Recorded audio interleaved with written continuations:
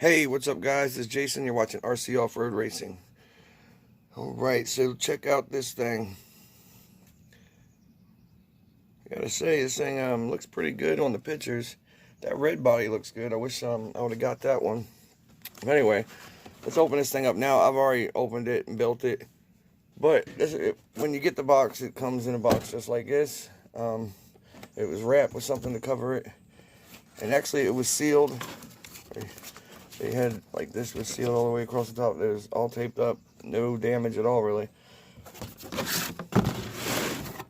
Alright, so that's what you see when you open the box. Let me get this out. Hold up. Alright, guys, so I ordered this on Banggood about almost 2 weeks ago. Like I said, I like this body. It's pretty cool. It's really big. It's bigger than I anticipated it to be.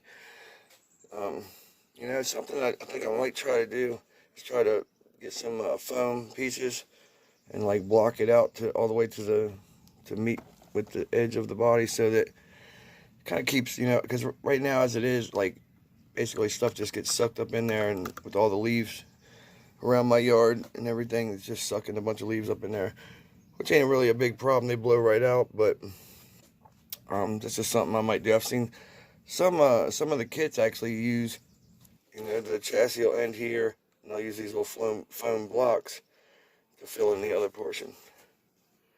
Alright guys, so this is what you're going to get, except you're not going to have anything in it. I got it when it was priced at 160 bucks. The price to get it to my house shipped was about $202, something like that. Originally, I ordered this from Walmart.com, and I'll be sending it back later today. I plugged up 6S, the 3S's. I had them hooked together with this thing here, and I plugged it up, and as soon as I switched it on, I heard pop, and it didn't smoke, it didn't do anything else. I even tried to use it after that. After I heard that, I just cut it off immediately. Then I cut it back on, and everything came on, the fan and everything, except the light does not light up on the ESC anymore. So yeah, I'm gonna send that thing back. So I went ahead and put this ZTW Beast Pro in this thing, which is probably more fitting, because it is a this is a little bit of a more high-end ESC, so hopefully it will be able to handle what I'm trying to do with this thing. So my goal of this thing is really just to have fun with it, to be real honest about it. But I'm going to do some improvements and probably do some modifications to some things, and of course modify the gearing. I'm going to try to get 100 miles an hour out of it. So I'm not really sure I'll be able to reach that.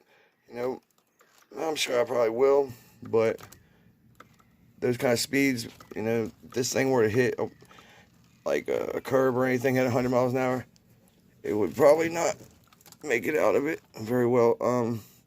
You can see the chassis just seems very weak, because I haven't hit anything. That's just from driving over, I guess maybe a rock or something, I don't know. But so we'll keep an eye on that and see how that holds up. So I'm gonna go over what I've used in my and for my electronics here. I used the ZTW Beast Pro 150 amp 2 to 6S ESC. That's a Ghoul RC 2000 kV long can motor, basically a truggy motor. I've got my a SandWow receiver in there, binded with the M11X radio, and this is a 154S. Mostly, I think, for just when I go to have fun with it, I'll probably run it on 4S, because it's plenty quick on 4S right now. So I'm running 18 and 46 gearing for the center. I don't know what the gearing is in the differentials, but I will look into it at some point. I do got it did come with the, hold on a second. Alright, yeah guys, see, it came with a pretty cheaply made, but instruction book. Sure, it will do the job, but it is everything's in black and white, kind of a faded black and white.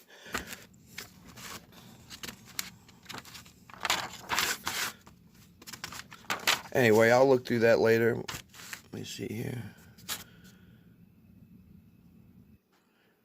Yeah, it doesn't, I don't see where it says what the gearing is on them yet, but I will look through here and see what I can find out about it. Alright, a couple other things. The center differential seemed like it might have been leaking. There was oil. I flipped it over and I was looking at the back, and when I flipped it back over there was like oil up here. So I did take it out, open up the differential, greased the seals, and put 7,000 oil in it, because that's, you know, all I have. I don't really run anything thicker than that, and I'll probably get maybe some 20K through 10K for this thing right here. So I'll probably, I don't know, I'm gotta look into it, but I definitely want to use something thicker in the center. I want it to have a lot of drive and distribute the power evenly. But it really already kind of seems to do that, because when I punch it, it just grips and goes. These tires are not bad. They're really soft and, you know, grippy. The car will slide around pretty easily on them. They're really flat, but you know, as level as everything. There's like no camber on any of these tires. Everything is just set up straight forward and flat, which is probably, you know, really good. At least good for tire wear. They're going to wear evenly, instead of like I had another set of these, which, you know, they were really good, except the rims. The rims are weak. I've cracked a few of them. I had 2 sets actually, and between the 2 sets I can still put together a set. I think I may have 1 spare tire, but they're all worn out. Like the rubber here is all worn out on the inside or outside, because of I put them on a monster truck and would just drive them around, and it did have some camber, so it would run on like the inner side of the tire. Check that out. That's pretty nice detail there on the rear shock tower. They've chamfered the edges. It looks really nice. So let's go up front and see what we got. Oh no. Come on, guys. Why didn't y'all chamfer the edges on the front one? Because like I say, the back one looks really, you know, really crisp and clean, and, you know, but looks aren't that important, but the back one looks good. Alright guys, so one other thing you know, I was kind of concerned about was the differentials seemed really tight, but that's probably, you know, it's probably good. It's definitely I don't think it'd be a bad thing. You know, they weren't excessively tight, but they were pretty tight. You know, I thought about re-shimming them, but, you know, in the spirit of this is a cheap ready to run, I just kind of wanted to see what it would do. The center diff oil was very thin that was in it, because it would spin really easily. The 7K is probably twice as thick as it was. So, all right. Another thing, the steering. You don't get as much steering as I would like to get, and I think it's because of the servo kind of lays down. I may try to figure out some way to put a standing up servo here, shorten the arm here, and that would kind of shorten the throw, probably give it more steering, I think. So I don't know, I might look into that. And the other thing I would say, you know, I've never had any on-road RC cars, but the springs on this thing feel oversprung. Whenever I put it down on the flat surface and push it down, it's like really springy, like it's like, it just feels weird. But I don't know, it drives okay. So, you know, I took them apart. I thought it might be that they were just packed too tight with oil, but that didn't seem to be the problem. All right, guys. So this thing is pretty awesome, I gotta say. Hopefully it will hold up, you know, the test of time. We will see.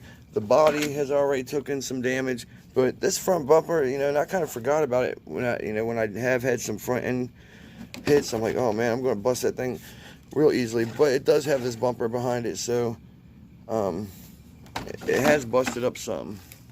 There was kind of like a little lip coming out here.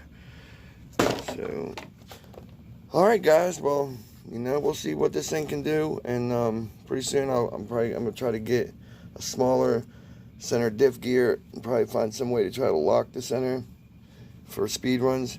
But I don't know, though. I feel like if I were to lock the center diff, I think that might put too much wear on the internal differentials. So I'm just not sure. I don't want to damage everything, you know, right away. So, all right, guys, let me know what you think in the comments, and see y'all at the next video. Later.